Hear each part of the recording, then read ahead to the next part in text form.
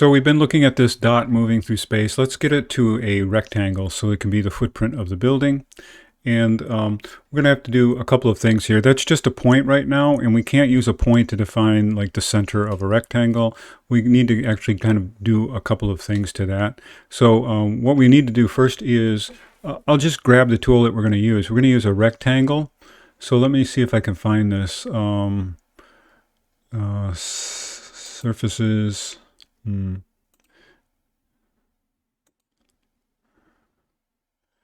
Yeah, I'm not going to find it quickly, I think, so I don't want to waste our time here. I want to find a rectangle.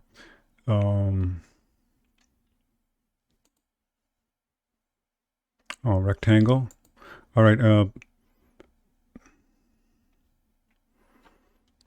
And I think we can use by width and length, and it allows this idea of an import of a coordinate system. So we're using a rectangle. We're actually going to make it a square, but so that's the tool that we want.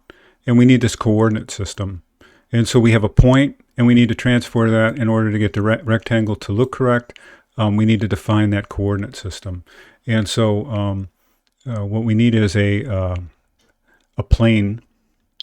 So let's see if I can find that through the a plane. And we want it by an origin and a normal.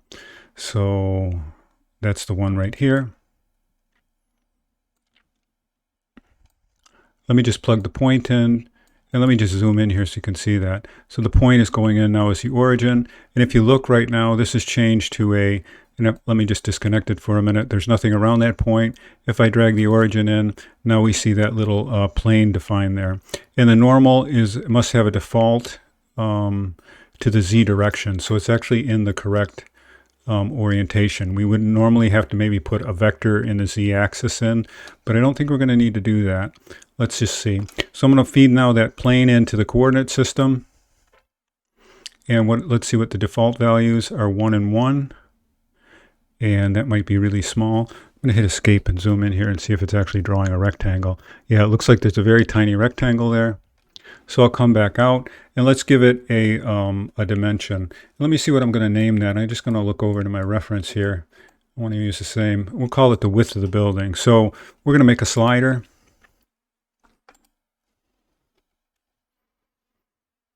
A number slider. And we'll go to like, I forget exactly what this number is. I think it was 40. Oops. And we'll step by units of 1. We don't really want to make this too fine because we don't want to go through too many, and the idea of generative design is we don't want to go through too many overly fine reiterations of it. And for a number slider, I'm going to now just rename that. So I'm going to right click and go rename, and I'm going to call that width of the building.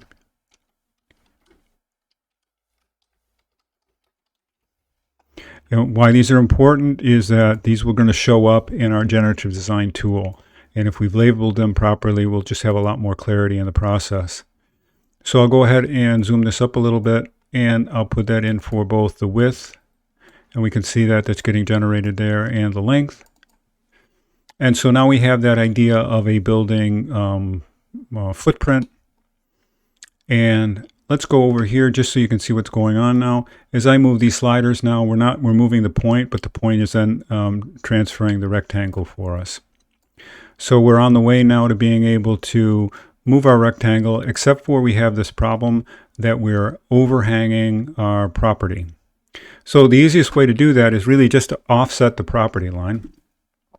So, and then make this rectangle play in that new UV space.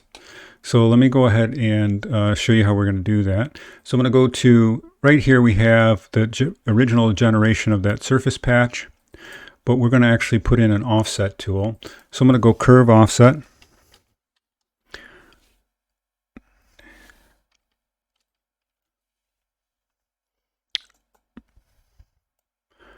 And let me just move these definitions over a little bit so we have some working room here.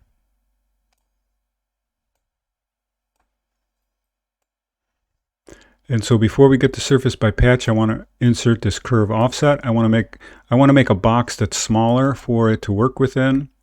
And we want to make this distance a certain amount. let me just right now just give you a conceptual idea. We know right now that we know the width of the building. I've set it for 78 here. I could set it for 40, right? And it's a bigger box. And we know that in order to get it to be the right area, we're overhanging half of its distance because we're directly in the center of that square.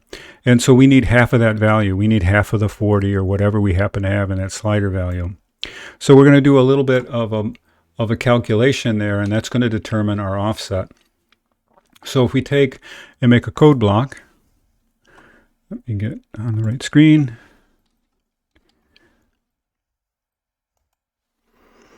Imagine we input, and let me zoom in here so we can see this. I'll call it width, and I'm not going to leave a space. I want it to be defined as a input. Width of building, and divided by 2 because we want it to be half. So I'm going to put divided by 2, and then I'll add the semicolon. And now we have width of building, and now we get half of that value.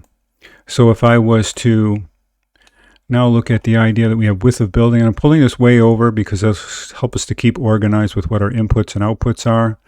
I can take, I can pull out of here the slider, the code block of the width of the building, and I can plug that into the offset here. So now if you look, what we have is we now have an offset that is exactly that amount of half of that building width, best I can describe it. I hope the visual is fairly clear here for you. Let me hit escape and zoom in here. So now we have this smaller rectangle on the inside is the offset, and we've offsetted exactly what the width of the building is. And we can actually, we see how this will change. If I make the offset smaller, actually, I'm glad we did this because you'll notice the offset is going in the opposite direction, and we really need it to go the other way. And I was going to wait to do that, but I'll do that right now. I'm going to zoom in here. I get to the right screen. And I'm going to make this a -2.